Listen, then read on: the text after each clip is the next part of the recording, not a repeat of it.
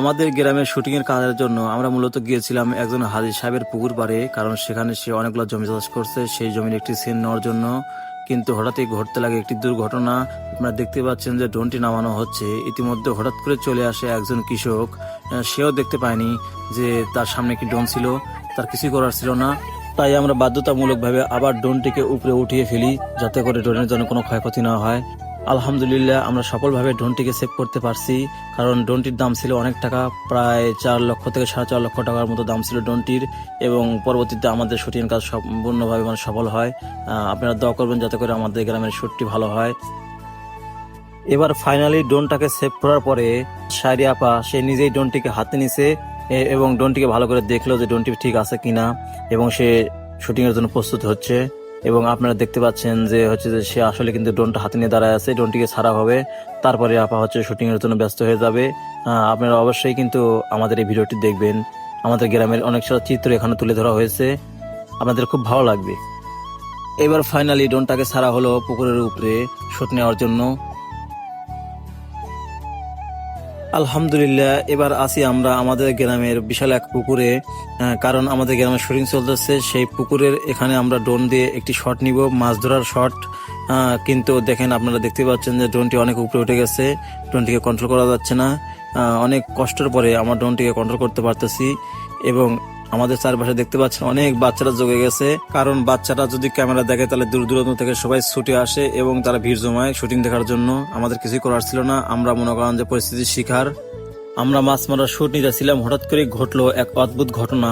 আপনারা দেখতে পাচ্ছেন যে পানির ভিতর নেমে গেছে, কারণ মাছ মারার জন্য যে সময় জালটি ফেলানো হয় সেই সময় জালটি নিচে অনেক ডালপালা ছিল, তার সাথে আটকে গেছে এবং জালটিকে উঠানো যাচ্ছিল না। তাই বাধ্যতামূলক শীতের ভিতরে আমাদেরকে নামতে হয়েছিল পুকুরের ভিতরে জাল তোলার জন্য। এরপর আমরা চলে আসি আরেকটা পুকুরে, কারণ ওই পুকুরে অনেকটাই কম মাছ ছিল, যার কারণে আমরা মাছ তুলতে পারিনি। যার কারণে আমরা চলে আসলাম অন্য একটি পুকুরে। দেখা যাক এই পুকুরে আসলে মাছ পাওয়া যায় কিনা, এই জন্য আমরা সবাই আগ্রহ করতেছি। ওই পাশে জাল ফেলানো হয়েছে এবং আপনারা দেখতেছেন যে ছাতা নিয়ে কিন্তু শায়রি আপাও চলে আসলো। শায়রি আপা আমাদেরকে বলতেছে যে আপনাদের গ্রামের পুকুরে কি মাছ ছাড়া হয় না নাকি, মাছ নাই, এই পাশ থেকে ওই পাশে, ওই পাশ থেকে ওই পাশে অনেকটা পুকুরে আমাকে ঘুরতে হচ্ছে। তা আমরা বললাম, আপা আসলে মাছ সবসময় তো পুকুরে ছাড়া হয় না। এবার ফাইনালি আমরা রাস্তার পাশে একটা পুকুর আছে, সেখানে একটা শুট নিব, এজন্য আমরা ড্রোনটিকে হাতে নিয়ে দাঁড়ায় আছি, কারণ আপা রেডি হচ্ছে, আপনারা দেখতে পাচ্ছেন। আবার রেডি হলেই আমরা অবশ্যই শটটা নেওয়ার জন্য ড্রোনটিকে ছাড়বো। আমরা আমাদের গ্রামের শুটিং এর জন্য এবার আসছি আমরা জমির ভিতরে, এবং সরষার জমি আছে, সেখানে আমরা একটি শুট নিব, এই জন্য আমরা ড্রোনটিকে ছাড়লাম। আপনারা দেখতে পাচ্ছেন যে ড্রোনটি উঠতেছে এবং ড্রোনটি অনেক উপরে উঠানো হবে। এবার ফাইনালি পরন্ত বিকেলে ছেলে মেয়েদেরকে এক জায়গায় করে ছোট ছোট বাচ্চাদেরকে বলা হলো যে তোমাদের মানে দেশীয় যে খেলাগুলো আছে গ্রাম অঞ্চলের, সেই খেলাগুলো তোমরা একটু দেখাও, আমরা সেগুলো আসলে ভিডিওর মধ্যে তুলে ধরবো। এই জন্য বাচ্চাদেরকে এক জায়গা করা হয়েছে এবং তাদের সামনে ক্যামেরাটা ধরে শুট নেওয়া হচ্ছে। দেখা যাক কেমন হয়। ভিডিওটা দেখবেন, অবশ্যই লাইক কমেন্ট শেয়ার করবেন। আমাদের গ্রামের ভিডিওটা অনেক ভালো লাগবে আপনাদের, আশা করি। আসলে আমাদের গ্রামের সবগুলো আনন্দের লোকজন সব এক জায়গায় হয়েছে আমরা। আপনারা যদি এই পাশে লক্ষ্য করেন তাহলে দেখতে পাবেন শায়রি আপা কিন্তু ছেলে মেয়েদের ভিতরে দাঁড়ায় আছে। আসলে তার কোনো অহংকার নাই, সে এতটাই ভালো মানুষ। আসলে যারা কাছ থেকে তাকে দেখছেন তারা বুঝতে পারবেন। বিকেলবেলা খেলাধুলার শেষে এবার আমরা সন্ধ্যাবেলায় চলে আসলাম পিঠা বানানোর আয়োজনে। আপনারা দেখতেছেন মা, খালা, চাচি, ফুবু সবাই মিলে পিঠা বানানোর জন্য আয়োজন করতেছে এবং শায়রি আপাকে তারা সাহায্য করবে এবং পিঠা খাওয়াবে, এই জন্য তারা আয়োজন করতেছে। এই পাশে যদি লক্ষ্য করেন দেখতেছেন যে আমাদের গ্রামের ছেলেরা সবাই শুটিং দেখার জন্য আগ্রহ করে এসে সন্ধ্যাবেলা দাঁড়িয়ে আছে। তারা দেখবে যে শায়রি আপা কিভাবে পিঠা খায়, কিভাবে এই ভিডিওটা করে, শ্যুটটা করে, এটা কিন্তু তারা দেখবে। আসলে গ্রামের মানুষ তো, তারা কখনো এগুলো দেখে নাই। খুব আনন্দ তাদের এই জিনিসগুলো দেখতে। আপনারা দেখতেছেন যে পিঠা বানানোর কাজ চলতেছে এবং এই পাশে দেখেন যে শায়রি আপা বাচ্চাদেরকে নিয়ে বসে আছে। আসলে তার কথা কিছু বলার নেই, সে এতটাই ভালো। আমি যখন মা, খালা, চাচি, ফুপুদের ভিডিও করতেছিলাম, এই পাশে ছেলেরা বলতেছে ভাই একটু ক্যামেরা আমাদের দিকে একটু ধরেন, আমাদের দিকে একটু ধরেন। তাই তাদের দিকে একটু ক্যামেরাটা ধরলাম, তারা হাই হ্যালো দিতেছে এবং হাসাহাসি করতেছে। তারা খুব আনন্দ, তারা ভিডিওটা দেখবে, যে শ্যুটটা দেখবে। তো আমাদের পিঠা বানানোর কাজ ধীর গতিতে এগিয়ে যাচ্ছিল। ইতিমধ্যে হঠাৎ শায়রি আপা চেয়ার থেকে এসে দাঁড়িয়ে গেছে বারান্দার সামনে।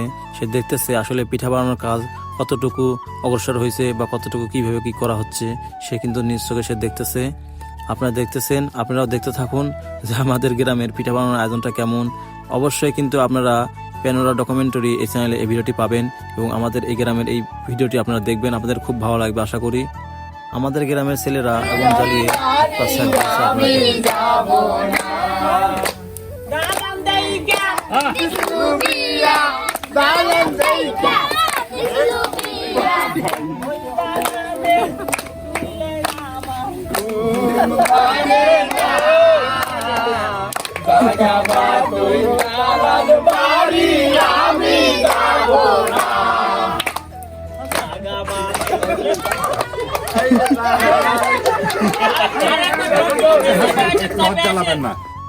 এবার ফাইনালি শুটিং এর কাজ শেষ, সবাই অনেক ক্ষুধার্ত, তাই সবাই খাওয়া দাওয়াতে ব্যস্ত হয়ে গেছে।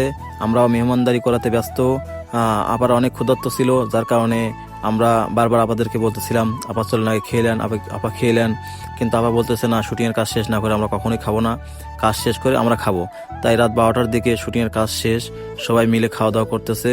খাওয়া দাওয়া করে আমাদেরকে বিদায় দিয়ে নাকি তারা চলে যাবে আজকেই ঢাকার উদ্দেশ্যে, সে কারণে তারা তাড়াহুড়ো করে খাইতেছিল।